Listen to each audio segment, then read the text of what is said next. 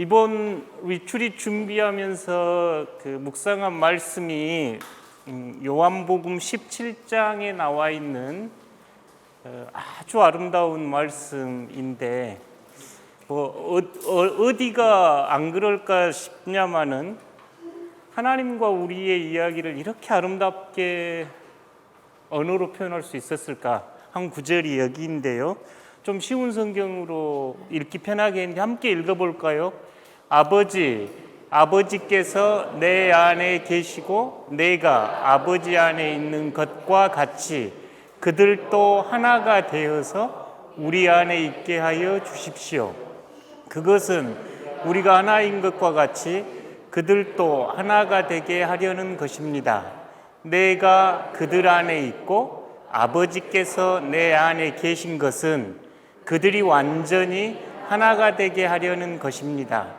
그것은 또 아버지께서 나를 보내셨다는 것과 아버지께서 나를 사랑하신 것과 같이 그들도 사랑하셨다는 것을 세상이 알게 하려는 것입니다. 아멘.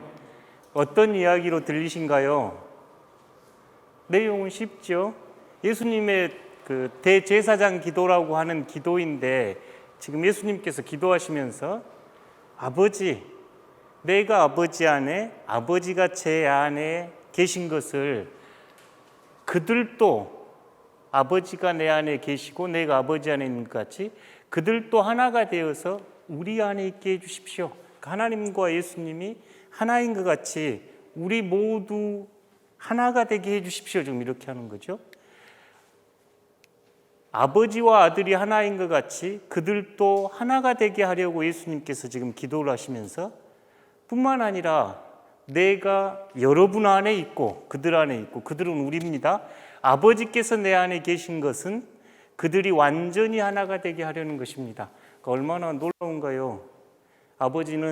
하나님은 예수님 안에 계시고 예수님은 하나님 안에 계시는데 예수님은 여러분 각자 안에 있어서 우리 모두를 하나로 지금 하게 하려는 것입니다.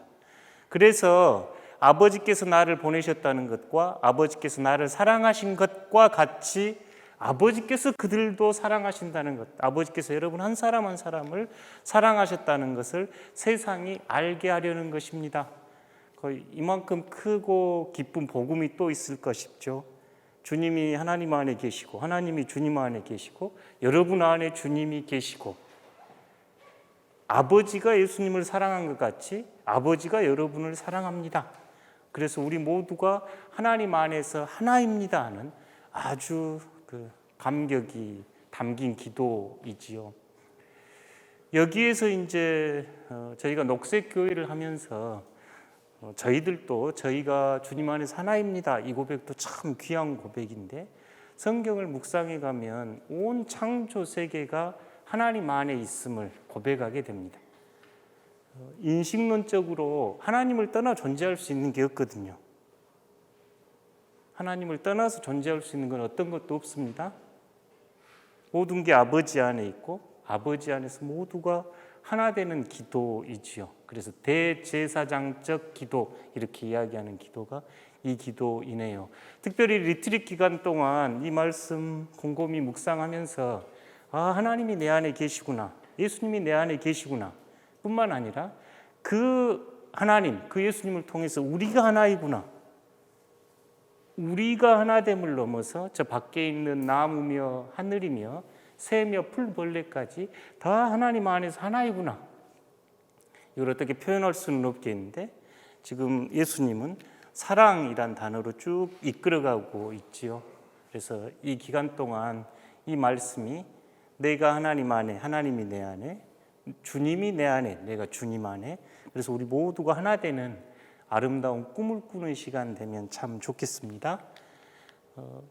기도 이야기 오늘 저녁에 좀 해보려고 합니다. 기도에 대해서 많은 갈망도 있고 또 기도에 대해서 늘 궁금도 하고 또 실제 기도 자리에 있으면 무덤덤하고 기도가 뭔가 싶고 잘 안 되고 이게 이제 기도의 생활 같기도 한데요. 기도에서 가장 많이 강조했던 것이 하나님 앞에서입니다. 이건 너무너무 강조하고 싶은 것은 하나님 앞에서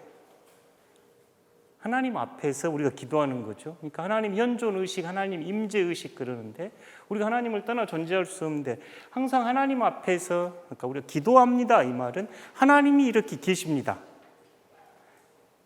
하나님이 이렇게 계십니다. 이 말은 관계를 맺고 있습니다. 그러죠. relationship 그러는 거죠. 우리 장로님이 여기 계셔서 저희가 이곳에 있는 것처럼 하나님이 계시니 하나님 앞에 우리가 있는 거죠. 그때 그것을 관계 이렇게 이야기합니다. 그러니까 기도에서 기도가 그 소리를 냅니다, 안 냅니다. 이거 뭐 다 떠나가지고 가장 중요한 1번은 하나님 앞에 있는 겁니다. 하나님 앞에 하나님의 현존, 하나님의 임재 그러는데 우리의 기도는 성경의 가르침은 예수 그리스도와 함께 드리는 기도입니다. 그래서 우리가 항상 예수님 이름으로 기도합니다. 이것은 예수님과 함께 드리는 기도입니다. 굉장히 영광스러운 거죠. 우리가 기도합니다. 이 말은 성경적 가르침에 따르면 예수님의 기도에 우리가 참여하는 거지. 그러니까 굉장히 고귀한 일이죠. 거룩한 일입니다. 예수님의 기도에 우리가 참여하는. 예수님과 함께 드리는 기도고 성경의 가르침은 우리 안에 성령께서 계셔서 성령이 우리 안에 계셔서 우리가 기도할 수 없을 때 기도하게 하시고 우리 기도를 이끌어 가시는 분. 요 세 개가 기도에서 그래서 다라고 할 수 있을 만큼 그러니까 기도에 대한 정의가 많은데 우리가 최소한 하나님 앞에서 예수 그리스도와 함께 성령 안에서 기도합니다. 이 말씀만 잘 가슴에 품고 기도 생활을 해도 충분하겠다 싶습니다. 20세기에서 21세기로 넘어오면서 가장 바뀐 단어 중에 하나가 관계라는 단어입니다. 그러니까 그 전에는 관계라는 단어를 덜 썼거든요. 그러니까 하여간 관계라 그래요. 그래서 우리가 삼위일체 하나님을 설명할 때도 관계가 핵심입니다. 성부, 성자, 성령을 설명할 때도 또 우리가 존재할 때도 관계가 핵심입니다. 또 창조와 구원의 이야기 핵심도 관계입니다. 하나님과 맺는 관계, 이웃과 맺는 관계, 피조세계와 맺는 관계, 이 관계라는 언어가 신앙의 핵심이고 기도에서도 핵심입니다 하고 가르치고 있지요. 오늘이 이제 세계 기후 위기의 날인가요? 세계 기후의 날? 세계 기후의 날. 그래서 이제 전 세계는 내일 세계 기후 위기에 대한 행진을 합니다. 서울에서 순천에서 하는지 모르겠어요. 제 아이들이 다니는 학교는 전교생과 선생님들이 함께 서울로 올라가서 참석한다고 그래요. 그러니까 우리가 살아가는 시대의 기후 위기 시대인데 그러면 기도는 구체적인 관계, 그러니까 허공에 하는 게 아니라 구체적인 관계를 맺어가는 일인데 하나님 앞에서 우리의 기도는 창조 세계를 파기한 생태적 제약을 회개합니다. 창조주 하나님이 모든 것의 주인입니다라고 고백을 하는데 우리가 그것을 깨뜨렸음을 회개하는 기도가 되어야 하고 예수님과 함께 예수님께서 과연 저 나무를 새들을 어떻게 바라보셨을까? 예수님과 함께 생태적 감수성을 가지고 드리는 기도이고 성령 안에서 성령의 가장 놀라운 일은 아버지와 아들이 하나 되게 했습니다. 이럴 때 이제 내중에 신학적으로 설명할 때 성령께서 하나 되게 하셨습니다. 그래서 저희가 매번 축도할 때 성령의 교통하심이 그 교통이 우리가 하나 되게 하심이거든요. Communion of the Holy Spirit 이렇게 영어로 Communion 우리가 연합하고 우리가 하나 되게 하는 것이 Holy Spirit의 은총입니다. 아버지와 아들이 어떻게 하나가 됐을까 그랬을 때 그 사랑의 가교를 홀리 스피릿 성령으로 보았죠. 그러니까 성령께서는 우리로 하여금 나와 타자, 나와 창조 세계를 하나로 엮어 가신 분, 하나의 친교라는 단어로 했습니다. 친교로 이끄신 분. 그래서 저희가 신앙생활 해보면 매주 사도신경을 통해서 삼위일체를 고백하는 것은 모든 가르침과 모든 해석에 있어서 삼위일체 하나님의 은총 안에서 해석되어지고 전달되기 때문에 그렇습니다. 그러니까 창조주 하나님 앞에서 여전히 신음하면서 아파하는 이 피조 세계가 내게 아니고 하나님 겁니다. 근데 우리가 파괴했습니다. 하고 회개할 수 있어야 하고, 예수님께서 하늘의 새를 보라, 들의 꽃을 보라 하면서 하나님 나라 비유를 들려주실 때 들의 그 가라지 비유가 되었건 옥토 비유가 되었건 모든 이 피조 세계를 통해서 가르치시는데, 그 예수님의 눈으로 창조 세계를 보기를 원하고, 성령께서는 우리가 하나 되게 하시는 분. 그래서 성령은 종종 말씀드립니다만 바람과 숨, 요 성령의 어원이 그렇습니다. 그러니까 우리가 지금 이 숨 안에서는 마스크를 끼고 있어도 하나 되죠. 그러니까 숨을 주어로 하면 숨 안에서 지금 저희가 분리될 수 있는 사람이 누가 있는가요? 여기까지가 제 숨이고 여기까지가 여러분 숨, 그럴 수 없잖아요. 여러분의 숨이 제가 쉬고 있고 제 숨을 여러분이 쉬고 있고, 숨 안에서 우리가 하나입니다. 그래서 성령 안에서 일치, 친교 이야기하는 거죠. 그러니까 우리 시대의 기도는 파괴된 이 창조 세계에 대해서 아파하고, 예수님께서 정말 어떻게 응답하기 원하셨을까? 성령께서는 우리를 어디로 이끌어 가시는가? 이런 기도가 되어야 한다고 보입니다.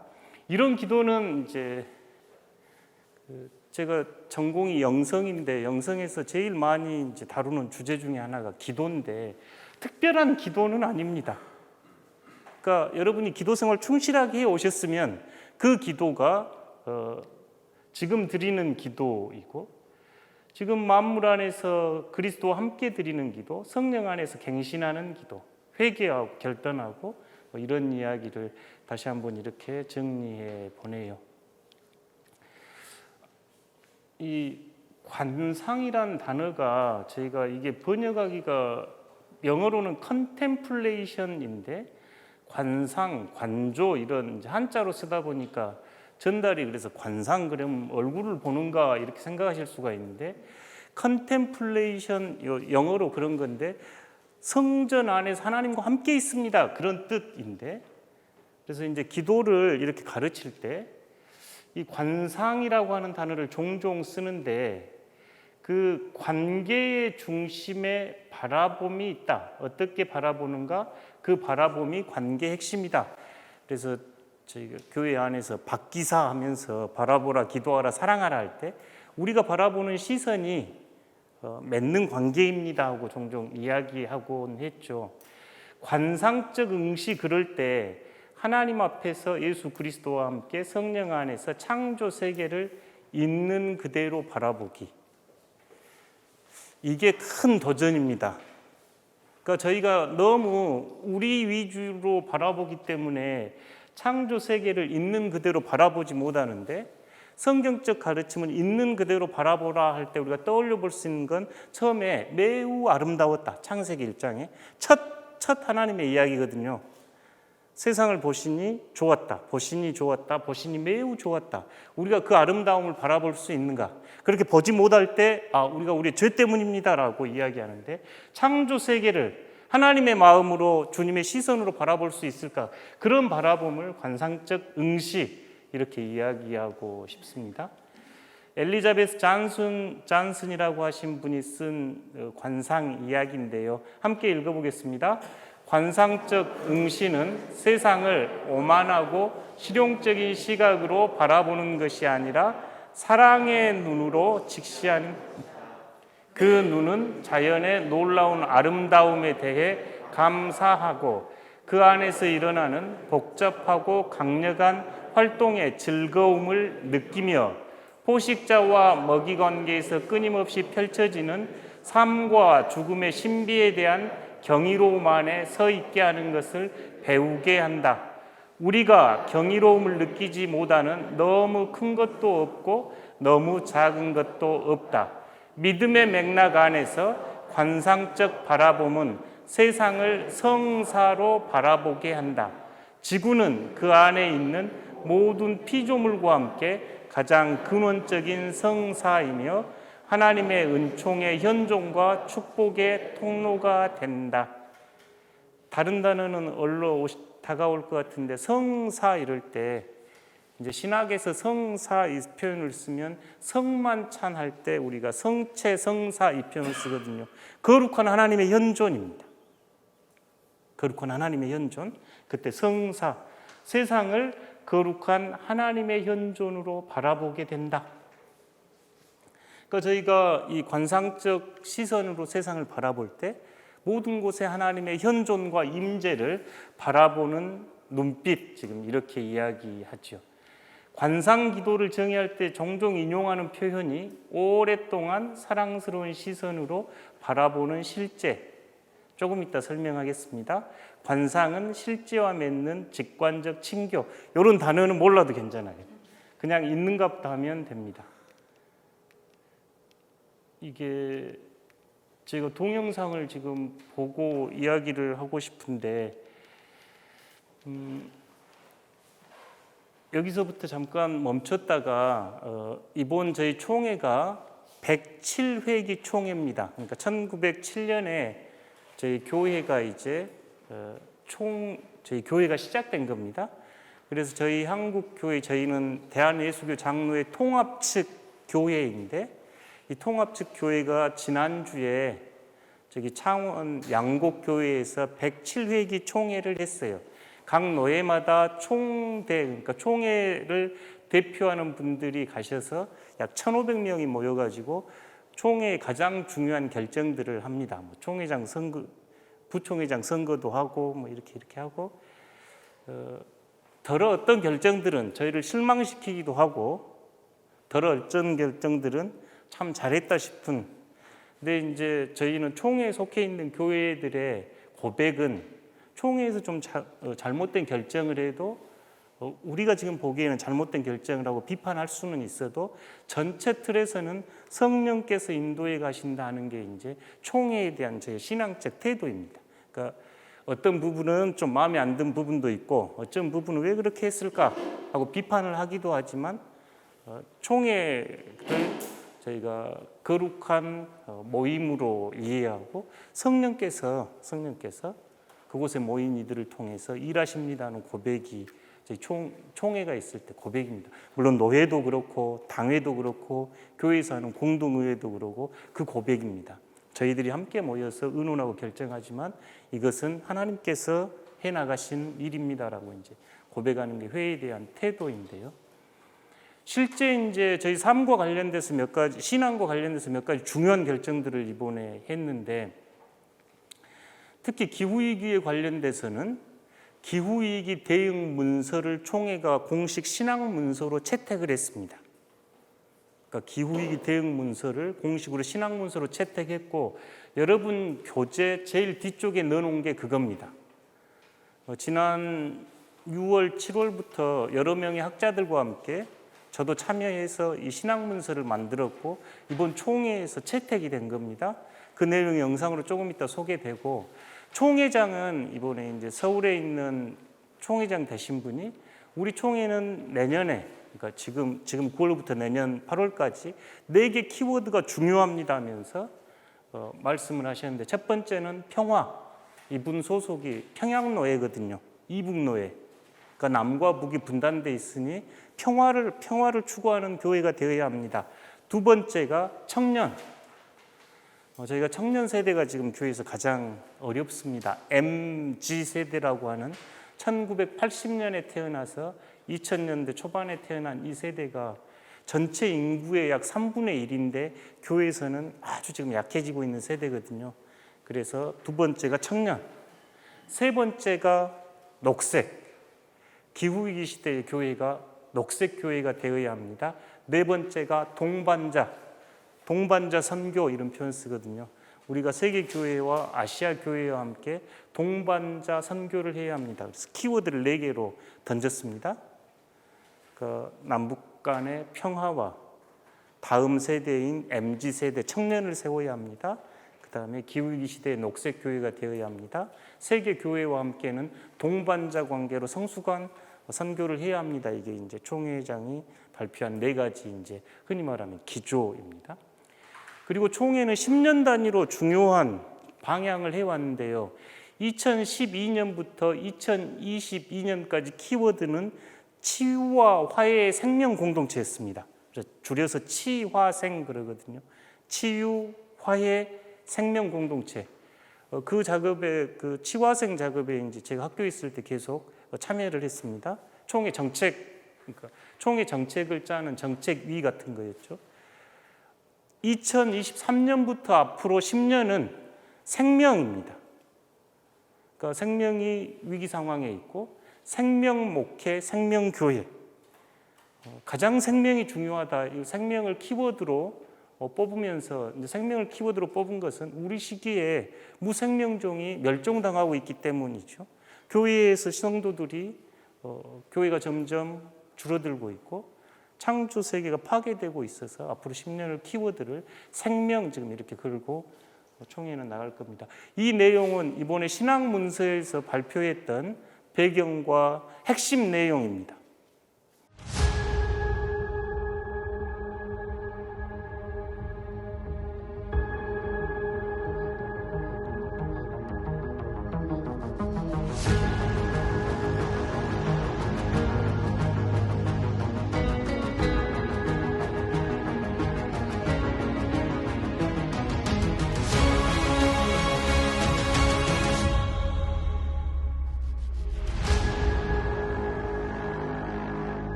사랑하고 존경하는 한국교회 성도 여러분, 우리는 지금 하나님의 창조 세계인 이 지구가 신음하는 시대, 기후위기 시대에 살고 있습니다. 우리 하나님께서는 신명기 30장 19절 말씀을 통해서 너희 앞에 죽음과 생명의 길이 놓여 있으니 이제 생명의 길을 택하라고 말씀하셨습니다. 우리는 이제 잠시 가던 길을 멈추고 생태적 제자의 길을 걸어가도록 힘써 보시지 않겠습니까? 대한예수교 장로회 총회 기후위기 대응 지침. 우리는 하나님의 창조 세계를 보존하기 위해 기후위기를 영적 위기로 인식하며 생태적 회심을 통해 새로운 삶을 시작합니다.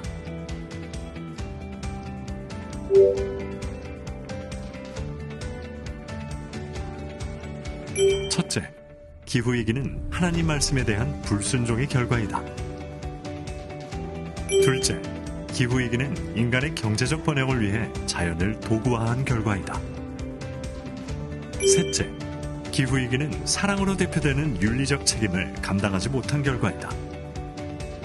넷째, 기후위기는 교회가 교회됨의 본질에 충실하지 못한 결과이다.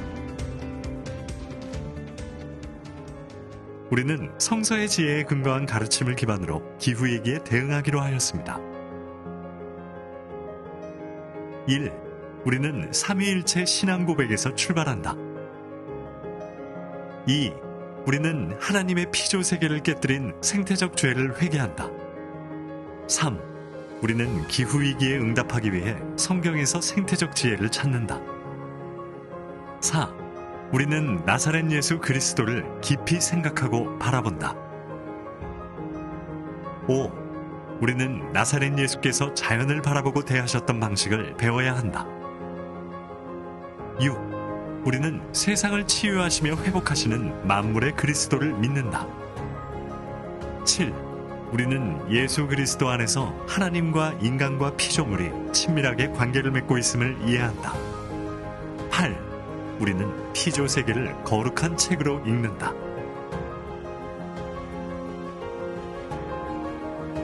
9. 우리는 교회가 생태적 헌신을 통해 하나님 나라와 복음을 전파하는 공동체임을 믿는다.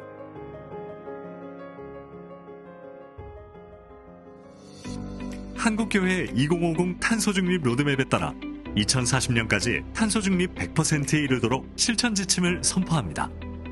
1. 탄소중립 실현을 위한 신앙교육을 한다. 2.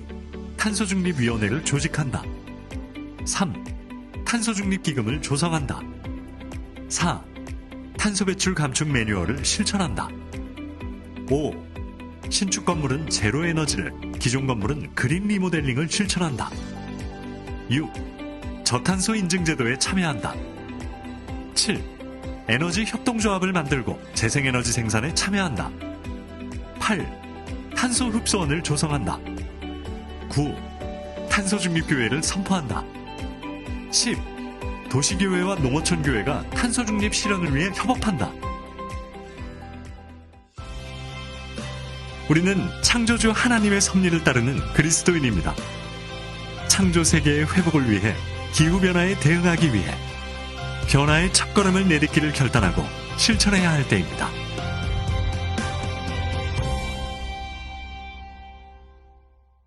이 영상은 이번 107회기 총회 때 총대들 앞에서 상영이 됐고 총회 기후위기 대응 문서 지침이 채택됐습니다. 처음에 그 총회장 나와서 인터뷰할 때 뒤에 북극곰 보셨는가요?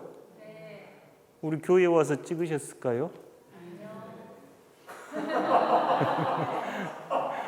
제가 기후위기 작년 총회가 이제 기후위기 대응하기 위해서 특별위원회를 만들고 제가 전문위원으로 참석하면서 총회 앞에 그 크리스마스 때 되면 우리 그 예수님 모습도 만들고 막 이상한 거 만들어 놓습니다. 그래서 이제 회에 참석하면서 그 이상한 거 만들지 말고 북극곰과 펭귄을 세워야 합니다. 왜냐하면 총회에 드나드는 대개 교회 이제 그 대표하는 목사님들이 드나들거든요. 목사님, 장로님들이.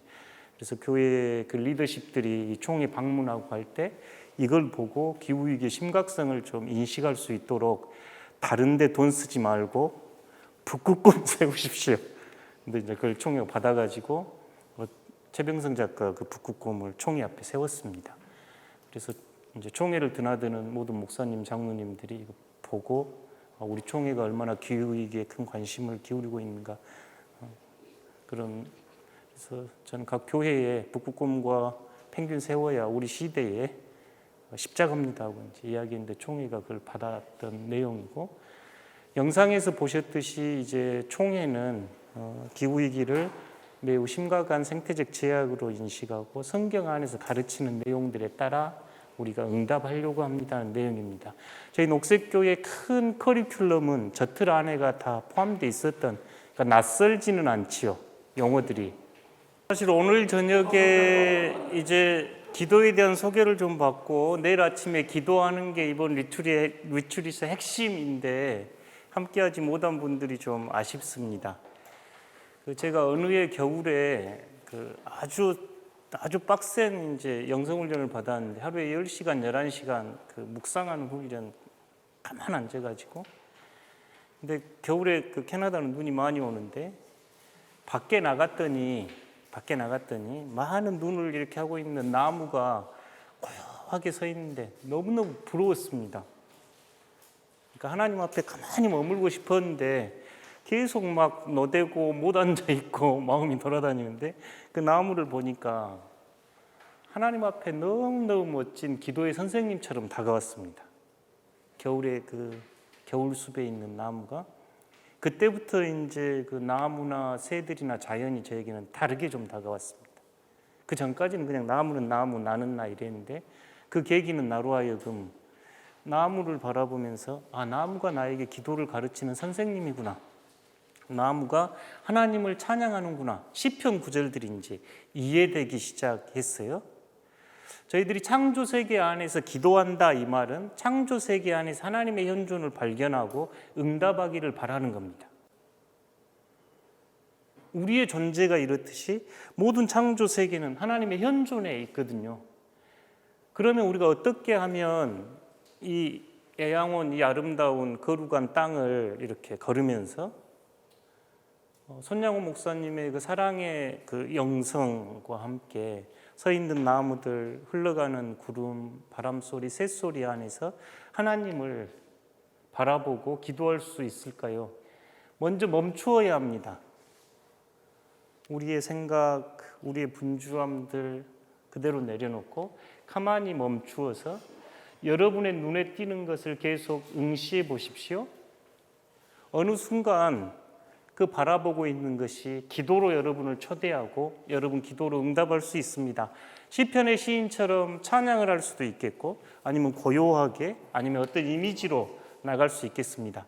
그 다음에 기도의 자리에서 하나님과 그 나무와 내가 서로 분리되지 않는 하나의 큰 실체임을 하나임을 예수님께서 말씀하셨던 아버지가 내 안에 내가 아버지 안에 있는 것 같이 우리 모두가 하나 되게 해주십시오 하는 기도 소리를 그 안에서 맛보면 좋겠습니다. 근데 사실 나무에 이렇게 기대어 있고 우리가 숨을 주고받을 때 나무와 분리될 수 없는 존재지요. 그게 실제입니다. 그 구체적인 이야기를 낭낭한 목소리로 박정숙 전도사님이 읽어줄 건데요. 이거 보고 읽는 게 나을 것 같죠?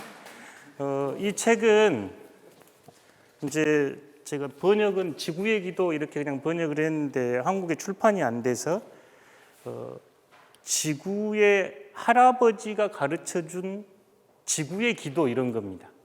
한 소년이 할아버지로부터 기도를 배우는 이야기인데 이번 리투리 거 주제가 맞아가지고 여러분에게 그러면 내일 아침에 제가 이 예양원을 거닐면서 어떻게 기도를 하란 말이지 하고 이제 여러분 그럴 수 있는데 그 내용을 참고해 주시면 고맙겠습니다. 번역은 최광선.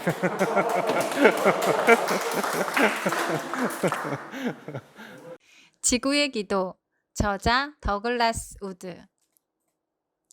내가 어렸을 때 할아버지는 나의 가장 좋은 친구였다.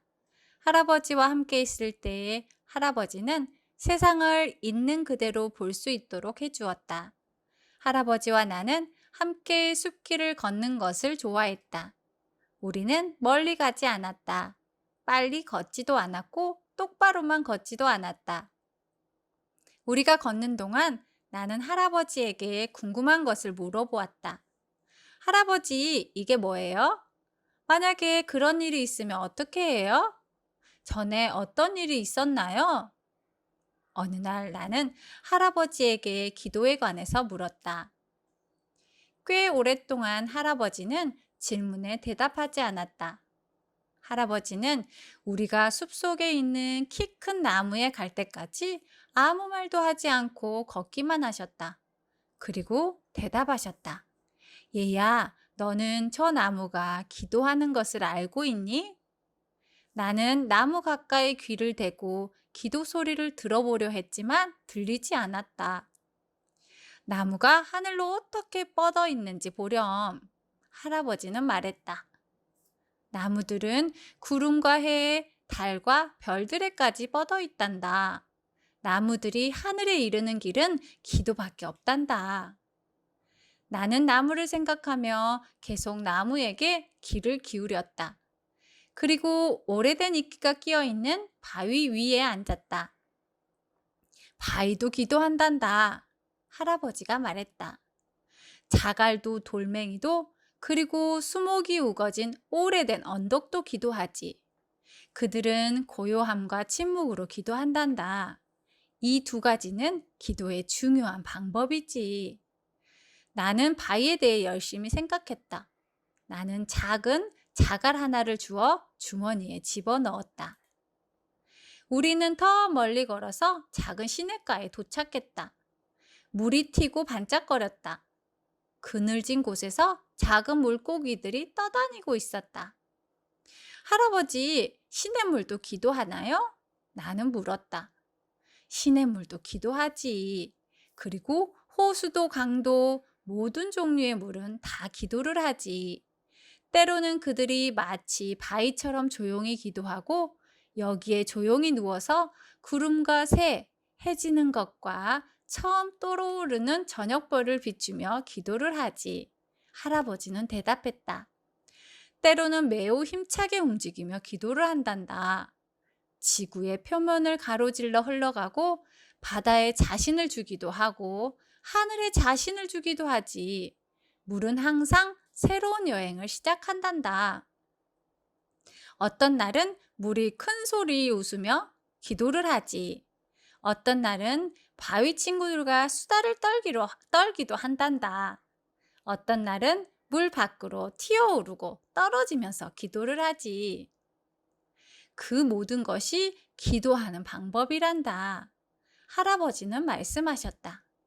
하지만 기도하는 방법은 더 많단다. 키가 큰 들풀은 하늘 아래에서 팔을 흔들면서 기도를 하지. 꽃은 아름다운 향기를 내뿜으며 기도를 한단다. 바람은 휘파람을 불기도 하고 때로는 울고 한숨 쉬며 기도를 하지. 기도하면서 찬양을 하고 있단다. 새는 아침에 첫 노래로 기도를 하지. 새들은 노래하기 전까지는 침묵으로 기도한단다. 그리고 해가 질 때 부르는 로빈의 노래는 그날 저녁 기도란다. 세상의 모든 것은 기도한단다. 할아버지는 말했다. 그들은 숲을 가로지르거나 물에서 반짝이며 기도하지. 산등성이를 오르거나 구름 사이를 솟구쳐 오르거나 땅속으로 굴을 파면서 기도하지. 살아있는 모든 것은 모든 생명의 아름다움을 위해 자신의 생명을 주지. 그것이 바로 기도의 선물이란다. 그리고 할아버지와 나는 조용히 앉아 있었다. 할아버지는 너머 먼 곳을 바라보았다. 나는 할아버지에게 들은 모든 것을 생각했다. 할아버지가 말한 바위, 나무, 풀, 새, 그리고 꽃의 기도에 대해 생각했다. 마침내 나는 할아버지에게 사람들의 기도에 관해 물었다. 할아버지는 미소를 지었다. 그리고 내 머리를 쓰다듬었다. 모든 기도 중 가장 아름다운 기도는 사람들의 기도란다. 할아버지는 말했다. 꽃향기를 맡기 위해 허리를 숙이는 것도 기도가 된단다. 할아버지는 말했다. 조용히 태양이 떠오르는 것을 바라보는 것, 천천히 움직이는 지구의 자전을 느끼는 것, 새날 아침에 안녕 하고 말하는 것은 가장 오래된 기도 중 하나란다. 어느 겨울날 눈 쌓인 숲에 서서 너의 숨결이 세상의 일부가 되는 것을 느껴보는 것도 기도란다. 작곡을 하고 그림을 그리는 것도 기도라 할 수 있지. 식탁에 앉아 가족과 친구의 손을 잡고 함께 잡은 것을 기억하며 감사 기도를 드리는 것은 가장 훌륭한 기도 중 하나란다. 할아버지는 말했다. 때로는 사람들이 병에 걸려 아플 때, 외로울 때, 혼자 감당하기에 너무 힘든 일이 있을 때 기도하지. 그들은 아버지나 어머니, 할머니나 조상에게 배운 말로 기도를 하지. 그러나 그들은 때로 진실하게 자신만의 말로 기도를 드려야 한단다. 기억해야 할 중요한 것은 가슴으로부터 우러나오는 참되고 진실한 기도라면 그 기도는 항상 옳은 기도란다. 우리는 충분히 걸었다. 할아버지는 이제 돌아갈 때가 되었다고 말했다. 그러나 나는 마지막 질문을 했다. 할아버지, 우리의 기도는 응답을 받나요? 할아버지는 미소를 지었다. 대부분의 기도는 사실은 질문이 아니란다. 할아버지가 대답했다. 우리가 만약 가까이에서 기도를 듣게 된다면 기도는 거의 대부분이 답이란다. 나무와 바람 그리고 물처럼 우리는 지금 여기에 있기 때문에 기도한단다. 기도는 세상을 바꾸려는 것이 아니고 우리를 바꾸는 것이지. 왜냐하면 우리가 바뀔 바로 그때 세상이 바뀐단다. 그 이후로도 할아버지와 나는 자주 산책을 했다. 나는 자주 지구의 기도에 귀를 기울였다. 그러나 내가 그 기도를 들었는지 잘 모르겠다. 확신이 서지 않았다. 그러던 어느 날 할아버지가 돌아가셨다. 나는 얼마나 열심히 기도했는지 모른다. 할아버지는 돌아오지 않았다. 할아버지는 돌아올 수가 없었다. 나는 더 이상 기도할 수 없을 때까지 기도하고 또 기도했다. 그리고 나는 오랫동안 기도하지 않았다. 할아버지가 안 계신 세상은 외롭고 어두워 보였다. 어느 날 내가 산책을 하러 갈 때까지는 말이다. 나는 키가 큰 나무 밑 바위를 발견하고 그 위에 앉았다. 가지가 머리 위에서 흔들렸고蜜蜂은 나뭇잎 사이에서 속삭였다. 가까이에서 시냇물이 흘러가는 소리를 들었다. 그리고 로빈이 넝쿨 속에서 노래하는 것을 들었다. 나는 또 다른 소리를 들었다. 그것은 산들바람과 새소리와 물소리였다. 나는 기도 소리를 들었다. 지구는 기도를 하고 있었다. 내 할아버지가 말했던 것처럼 나도 함께 기도했다. 감사합니다. 나는 키가 큰 나무와 향기로운 꽃을 위해 감사합니다. 조용한 바위와 노래하는 새들, 특히 내 할아버지를 위해 기도합니다. 기도할 때 뭔가 바뀌는 것 같았다. 그리고 할아버지가 내 곁에 계신 것처럼 느껴졌다. 오랜만에 처음으로 세상이 있는 그대로 보였다. 이제 책이 나오면 그 뒤에 이제 뭐 이렇게 써준 사람들이 있어요. 그런데 이제 요 저자가 더글라스 우드입니다.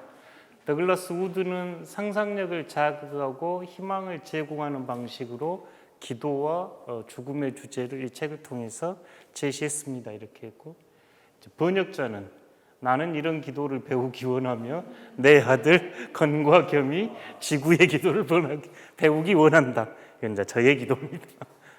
저는 그 아이처럼 그런 기도를 배우기 원하고 내 자녀들도 그런 기도를 배우면 좋겠다 하고 이제 붙여봤습니다. 여러분, 이 아이가 할아버지를 통해 배운 기도 어떻게 들리신가요?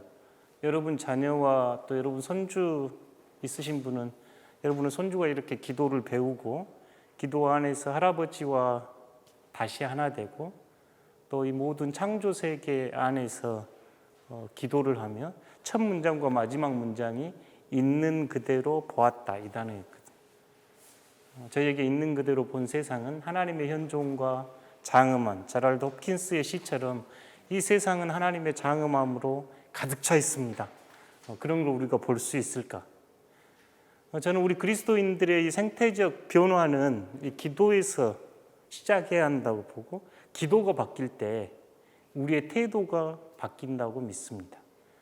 그러니 산책을 하건 그냥 등산을 하시건 아니면 출근하는 길이건 어느 순간이라도 하나님의 장엄한 현존을 저희가 알고 또 그 장엄한 현존에 참여하는 것은 아름다운 기도가 되리라 확신합니다. 그게 우리에게 큰 행복이겠지요.